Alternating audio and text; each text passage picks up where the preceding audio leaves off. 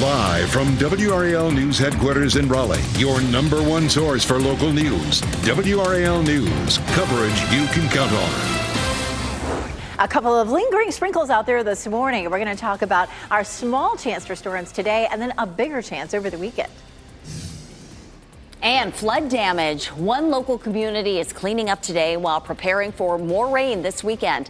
The intense rain that left people trapped and prompted water rescues. And a new place to play. The Gibson Play Plaza at Dix Park in Raleigh has its grand opening today. The features of the new facility and what's next at the popular park. A lot of people are going to get out there. A lot of space, a lot of place to have fun. Thanks so much for joining us this morning here on WRAL News. I'm Chris Lovingood. And I'm Renee Chu. Welcome to your Friday. The good news, we get a drier day today. The not so good news, well, we'll have more rain for Saturday and Sunday. Elizabeth Gardner is tracking all of that for us in the WRAL Severe Weather Center. And we'll start with Dill Doppler 5000 radar. We're going to zoom in way down here to the south, just north of Clinton and Fayetteville. Last little bit of a shower is evaporating really over the area right now. And that's really all we're going to see, at least for a while today. The low pressure system that we saw yesterday that brought all that heavy rain in Sanford moving out. But we'll have this front developing and continuing to slide eastward. We're going to see waves moving along it. You can see this cluster of severe thunderstorm warnings and tornado warnings happening well to our west right now. This is a look at today. Just a few of our western counties are in a level 1 risk. We're going to see some storms developing to our west and sliding eastward and mostly dissipating before they get here. So we're looking at a 20% chance at around 7, 8 o'clock this evening. I'll walk you through it on Futurecast and you'll see how everything just kind of falls apart for us today. Because of the rain we saw yesterday, we're seeing some foggy conditions though, especially in our northern counties. You can see fog here in Roxborough. 72 degrees right now in the triangle, so it's warm and muggy. And Roxborough is at about half-mile visibility. We'll keep our eye out on some of the other areas as well. But right now, that looks like the one that is the foggiest. It's cloudy across the area, but once we get closer to lunchtime, the sun breaks out. It's going to be hot and humid, almost 90 degrees. So over the weekend, not only will we be dealing with severe storms, but it'll also be hot and humid. We'll talk about the heat index coming up. Ken? Well, Elizabeth, happening now in the WRAL Traffic Center. We just have Knightdale Police working this crash right now in Knightdale Boulevard and Smithfield Road. We're not seeing any delays in that particular area, but that's part of your morning commute. Make sure you just give some space to those law enforcement officers working that crash scene. But all the major routes are delay-free, including this one right here at I-40 and Wade Avenue. Traffic is beginning to pick up just a little bit, but flowing nicely in both directions. You're getting ready to head out the door. Tune us in on the radio, 101.5 HD3. Ken, thank you. People will be cleaning up today after washout conditions left parts of Lee County underwater. WRAL's Kelsey Coffey is live in Sanford. And Kelsey, the water is gone, but the mess remains. Yes, Renee, people in Sanford are preparing for another round of rain. There were more than 20 emergency calls in less than 3 hours here in Sanford, according to city officials. You can even see some of this debris here still left in downtown Sanford this morning, where water likely pushed it up against this fence. Take a look at this video that captures the extent of the flash flooding in this area. Streets covered in water, causing cars to drift off the road. Some crews even had to rescue people. City officials say more than a dozen streets were closed due to flooding. Our meteorologist team says Lee County had about 3 to 5 inches of rain. More storms could be headed their way. Sanford is under a level 2 out of 5 risk for severe weather tomorrow. Now, we want to see what's happening in your neighborhood. So if you have pictures or videos of damage or flooding, you can send them to report it on WRAL.com or on the WRAL News app. Kelsey Coffey, WRAL News, live in Lee County.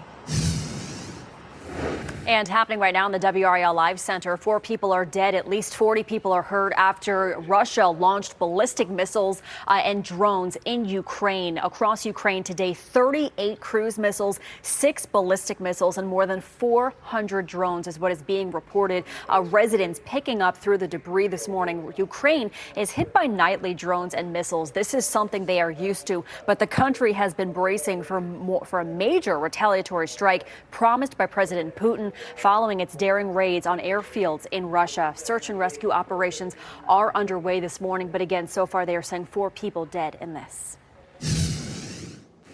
New overnight from the WRAL Breaking News Tracker, a crash brought down power lines in Durham. You can see this video right here. It happened on Dearborn Drive, and the road was closed while teams repaired the damage last night. Police say that a driver overturned their vehicle before hitting a power pole, and they were then taken to the hospital with minor injuries. A man charged in connection to the mass shooting in Catawba County remains in jail after a judge revoked his bond. Garen Killian was charged with attempted murder in connection with the mass shooting last weekend, but his hearing yesterday was for a separate weapons case from April. Yesterday, a judge revoked his bond from the April shooting, effectively keeping him in jail. One person died in the shooting last weekend, and 11 others were injured. Heads up, drivers in Wake County. This weekend, detours will be in place along Old Stage Road. That's because teams will be working on the complete 540 project. Old Stage Road will close just south of 1010 Road at 7 tonight. The closure will last until 6 a.m. Monday. Detour routes will be posted, and you're encouraged to avoid the area if possible. Well, it's a big time because there's going to be the new opening of the Gibson Play Plaza and Dix Park. That's where we find WRAL's Allie Cadlebar right here. Now, you were on a swing a little bit ago there, Allie, and there's a slide there. You going down the slide? Okay, well, I can confirm that I did try out this slide. It feels more like a roller coaster to me. It's a little wet right now, but a big aspect of this park is Slide Valley, and you guys, they're just amazing. And this afternoon, we're going to see officials cut the ribbon and finally welcome everyone into this park. So take a look at this video from Drone 5. It shows all of the attractions. It has 9 attractions. This includes a Slide Valley, swings, sensory maze, market, and picnic area. The nearly $70 million project, it's been in the works for about 3 years. WRAL was there when officials broke ground. That's when the former president of the park, Jeanette Cowell, who is now Raleigh's mayor, told us the vision. And of course, people think playgrounds and they think about 3-year-olds or 8-year-olds, but this is really multi-generational play. You know, a dad can go down the slide with his child, or a bunch of teenagers might go, hang out in the amphitheater or playing in the waterfall. So this is really meant to be for everyone.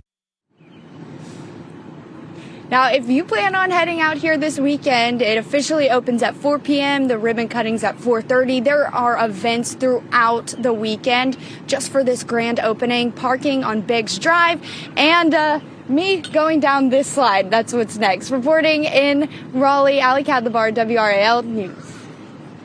The feud between President Donald Trump and Elon Musk is escalating on social media.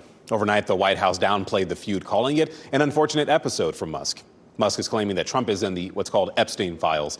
The former head of Doge was referring to files the Attorney General began releasing back in February. It's related to the sex trafficking case against Jeffrey Epstein. Musk claims that Trump's involvement is the reason those files have not been made public.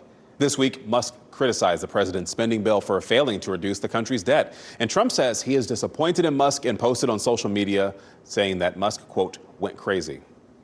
The man accused of carrying out an anti-Semitic attack against a group of peaceful protesters in Boulder, Colorado, is set to appear in federal court today.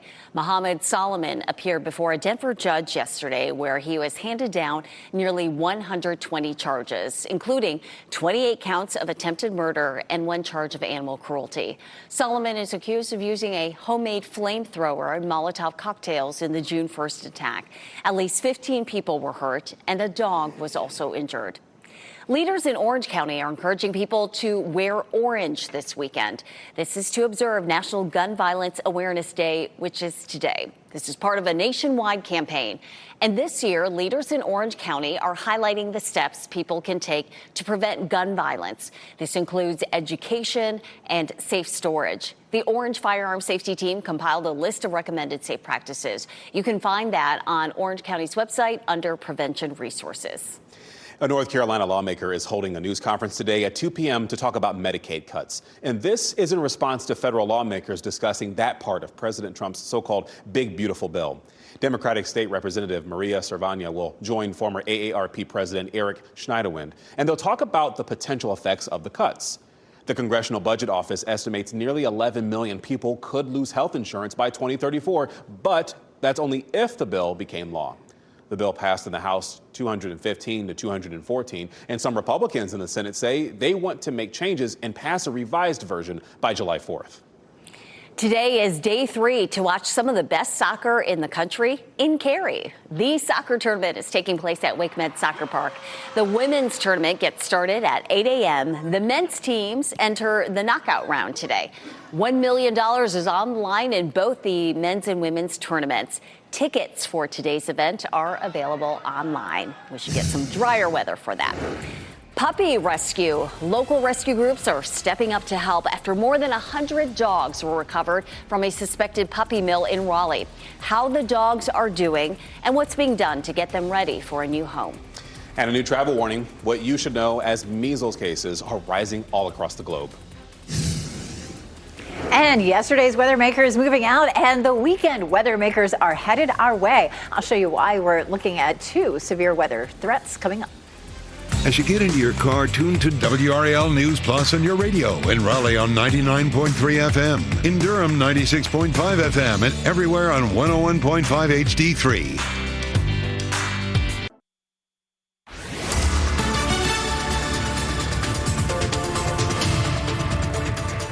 6:13, taking a look at dual Doppler 5000 radar. Just a little bit of isolated rain down here just north of Fayetteville and north of Clinton. Lots of cloud cover left over from yesterday, and we'll see that, of course, during the day today.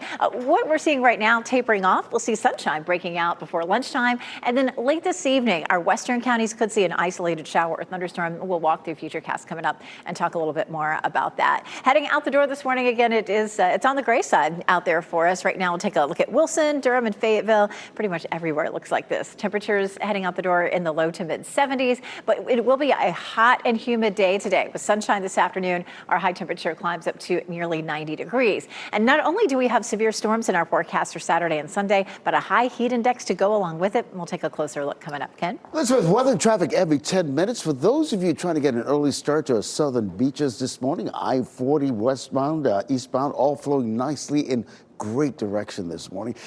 Some of you have a Friday weekend plan, maybe a trip out of town. We've checked all the major routes headed to the airport this morning, all delay free. We just have Nightdale police working a crash right now on Nightdale Boulevard and Smithfield Road, not seeing any delays in that particular area, so you're free and clear. You're getting ready to head into the Cartoon Center on the radio, 101.5 HD3. More than 100 puppies are recovering this morning after they were rescued from a suspected puppy mill. Local rescue groups are stepping up to help care for 101 dogs and 21 chickens. The Wake County Animal Center only had 5 available spaces. The dogs are mostly small breeds like toy poodle mixes, Pomeranians, and Yorkies. Raleigh Animal Control recovered them from a home in East Raleigh on Wednesday. Kira Cropebuth from Pips Rescue says they were underfed, neglected, and living in unsanitary conditions. These guys did not have a blanket until last night, or a toy. And they were covered in their own poop everywhere. The things they went through. Now, if you're interested in adopting one of the dogs, it will be a couple of weeks before the dogs are ready. The Wake County SPCA social media pages will be posting updates. Those animals are going to need a lot of love. In a separate case, the Wake County Sheriff's Office arrested a woman on several counts of animal cruelty, and this happened on Edgemont Road near Wendell. Caitlin Conaway is charged in that case, and authorities found dogs, cats, chickens, bearded dragons, and ducklings, among other animals there. A few of the animals even had to be euthanized, but most are expected to recover. A travel warning from the CDC as measles cases rise around the world. Dr. Camille Sabello with the Cleveland Clinic says unvaccinated children are most at risk for complications from measles and recommends the MMR vaccine. It's been around for decades and is highly effective in protecting against measles, mumps, and rubella. The first dose is administered around 12 months, the second between 4 and 6 years old. Side effects are usually brief and may include soreness at the injection site, a fever, and a mild rash. And although MMR vaccine is not approved for children less than 12 months, we do make an exception that infants between 6 and 12 months who are going to be traveling internationally get the first dose of MMR vaccine between 6 and 12 months of age. And it's really important that everybody have at least 1 dose of measles vaccine at least 2 to 4 weeks prior to travel. If you recently traveled abroad and notice any kind of rash, high fever, cough, runny nose, or red, watery eyes, it's important to see your doctor. Be sure to call before you go, though, in case you're infectious. Reagan National Airport is bracing for major impacts ahead of next weekend's planned military parade in D.C. The airport says that the June 14th event will include a military flyover, and that will impact airline traffic. The FAA says it will have temporary flight restrictions in place in D.C. during that celebration.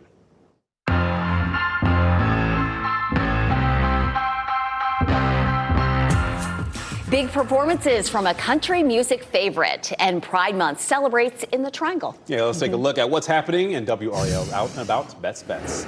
Country music star Luke Bryan will take over Raleigh's Coastal Credit Union Music Park at Walnut Creek. That is happening tomorrow night. Ashland Craft is among the opening artists for the show, and the concert gets started at 7 p.m. And just so you know, tickets are still available. The community is invited to join Triangle area Muslims in celebrating one of the faith's biggest holidays this weekend. Eid al-Adha continues through Sunday. On Sunday, Eid Fest will bring thousands to the NC State Fairgrounds for games, food, and cultural traditions. Everyone is invited to the celebration. It runs from 2 until 8 p.m. over at the Jim Graham Building. Pride Month celebrations are happening in the Triangle, and today more than 50 vendors will be at downtown Cary Park for a Pride Month night market. There will be live music and activities and crafts for kids. That runs from 3 p.m. until 9 p.m. For a full list of this weekend's Pride events and more happenings in our area, you can visit the Out and About section of WRAL.com.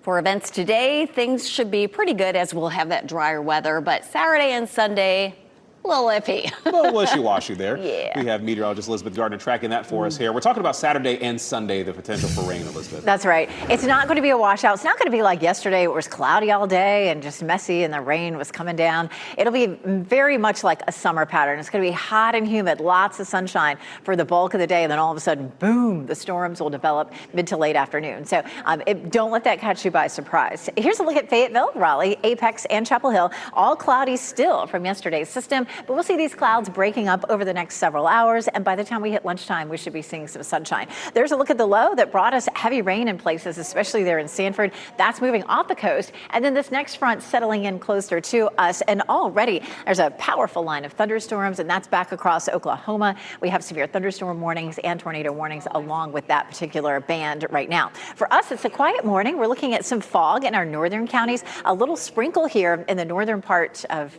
Sampson County, and even a little bit of Cumberland County. So here's a look at the big picture as we get into the weekend. Our next weather maker will be a stalled front, and we'll see a series of disturbances riding along it. It's a level 2 risk for both days, at least for parts of the viewing area, but the greatest threat for us will be some damaging winds. We take a look at Futurecast for today, and it's cloudy to start with. Again, we had just a tiny little shower, and that's going to move off. By lunchtime, notice how we begin to see some clearing. It will be a hot and sticky afternoon for us this afternoon, and then late in the evening, there may be a couple of storms that pop up. Most of that's going to dissipate as it moves into our viewing area, but there is a level 1 risk for some of our far western counties. For first thing tomorrow morning, it's likely to also be cloudy, and then we'll see partly cloudy skies through the afternoon. We'll see the best chance for showers and storms from Raleigh southward. You can see that at 6 p.m., a round of thunderstorms. And then this version of Futurecast showing another round maybe overnight. Then on Sunday, once again, we'll repeat with a chance of cloud cover in the morning, and then late day showers and thunderstorms. So it's a level 1 risk just for our western counties for today. It's a level 2 risk between 2 and 9 o'clock for the most part on Saturday, and then potentially overnight, and then 2 to 7 on Sunday with that level 1 risk. So a very active weekend. Both days will be WRAL weather alert days. Coming up, we're going to talk more about the heat index. I mean, upper 80s to near 90, but it'll feel a lot hotter than that, Ken. All right, Elizabeth, happening now in the WRAL Traffic Center. We're just keeping an eye on this crash on Nightdale Boulevard in the eastbound lane near Smithfield Road. Nightdale police are working that crash scene right now. It's probably in the clearing phase at this point. We're not seeing any delays in that area. Courtesy of our friends at Raleigh Wake 911, no other incidents to report. The Beltline I-540 all free and clear, including this major route, I-87 New Hope Road. Traffic beginning to pick up just a bit. We're flowing nicely in both directions. You get ready to head out the door. Tune us in on the radio, 101.5 HD3. The state of the economy, what we're expecting as the new jobs report is set to be released in about 2 hours. And Hazel the hero dog. She's getting treats, toys, and a whole lot of love. how this Holly Springs dog helped keep her neighborhood safe. Ahead this morning on Today, Cynthia Erivo is performing live on the plaza. Don't miss the must-see concert, only on Today. And here's a look at your winning NC Education Lottery numbers.